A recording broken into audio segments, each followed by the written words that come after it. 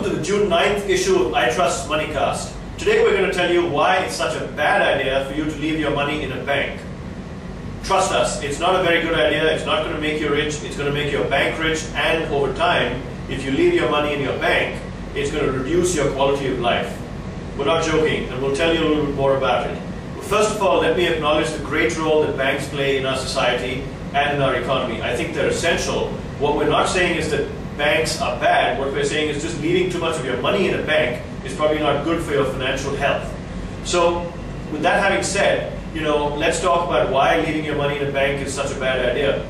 If you're like most Indian families, chances are your salary gets paid directly into your salary account in a bank, and inertia takes over, i.e. you and I don't do anything with our money in a bank after we've paid for our expenses, our EMI, and running the household. And that's where the problem begins. And here are three problems that we'd like to make you familiar with.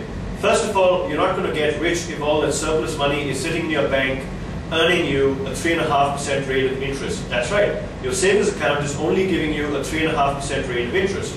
And that's pre-tax, mind you. So you're going to be paying taxes on that.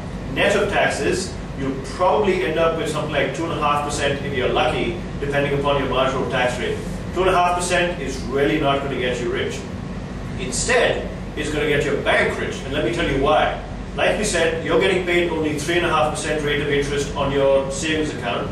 The bank, on the other hand, is charging people close to 8 to 9%, or maybe even more, for loaning out exactly your money that you've deposited in a bank to other people.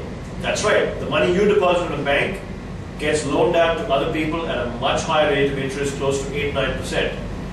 The difference in interest between the 8% they're loaning it out at and 3.5% that you're getting paid is actually earning a huge amount of money for the bank. And that's why the bank is getting rich at your expense, and that's why your bank manager is always going to be insisting, no, sir, madam, leave your money in the bank, deposit some more money in the bank, and so on. The third reason why it's such a bad idea to leave your money in a bank earning 3.5% rate of interest is inflation. Inflation is a general level of increase in prices in the economy, and for a fast-growing economy like India, we are going to experience inflation all the time. Historical rates of inflation have been north of 5%, i.e. every year prices will go up close to 5%, and in fact, you probably don't even buy the government statistics because the cost of basic household and kitchen items are going up and vegetables are going up far higher than 5%. So just imagine a situation where you're earning only 3.5%, but your cost of living is going up at north of 5%. There's a negative spread over here that's actually going to hurt you in the long run and reduce your quality of life and your standard of living. So what are the options that you have if you shouldn't leave your money in a bank? Well, we'll give you three alternatives with varying degree of risks associated with them. And depending upon your financial situation and how quickly you need access to the money, you might want to consider these, but please make yourself familiar with the risks associated with each one of these. The first option is to put money into a fixed deposit in a bank. That's going to earn you, at least as of June 2009 right now, the rates are close to 8.5% pre-tax again, which is much higher than the 3.5% pre-tax rate of return that you're getting. The second option is for you to put your money into a liquid fund. Liquid funds are funds that give you ready access to your money. You don't have to pay any kind of entry or exit fees to enter a fund or leave a fund. They're very good for risk-averse investors, i.e. people who don't want to take on a lot of risk and who want to leave their money into a fund for a very short period of time and withdraw that depending upon their own flexible needs.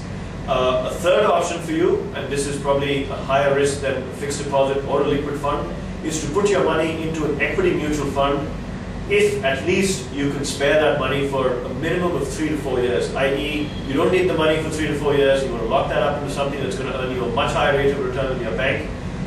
In that period of time, I think the equity markets in India can be expected reasonably to earn a return of north of 11-12%, and you won't even get taxed on that because long-term capital gains on equity mutual funds are zero.